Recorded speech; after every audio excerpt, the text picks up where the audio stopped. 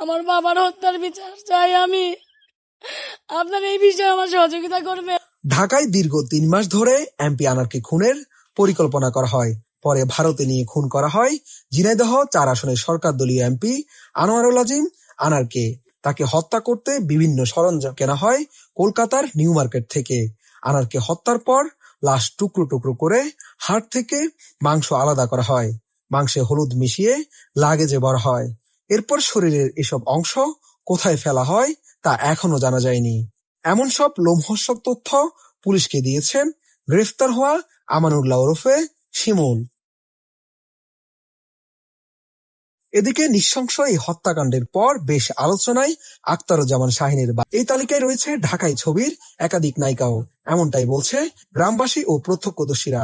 এরপরই প্রশ্ন উঠেছে কোন কোন নায়িকা ওই বাগান বাড়িতে যেতেন।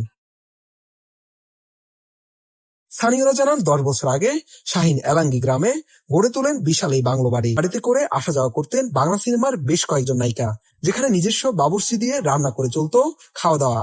এমপি আনার হত্যাকাণ্ডের পর থেকে এই বাংলোটিতে এখন আর কেউ নেই। নাম প্রকাশে অনিচ্ছুক তারা ঠিক বলতে পারবেন না।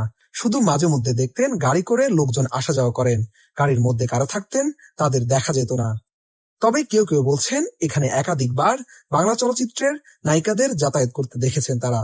কিন্তু কোন নায়িকাদের আসতে দেখেছেন এমন প্রশ্নে তারা জানান, বিভিন্ন সময় বাংলোতে একাধিক নায়িকা আসতেন, এটা তারা দেখেছেন। নাম বলে বিপদে পড়তে চান না।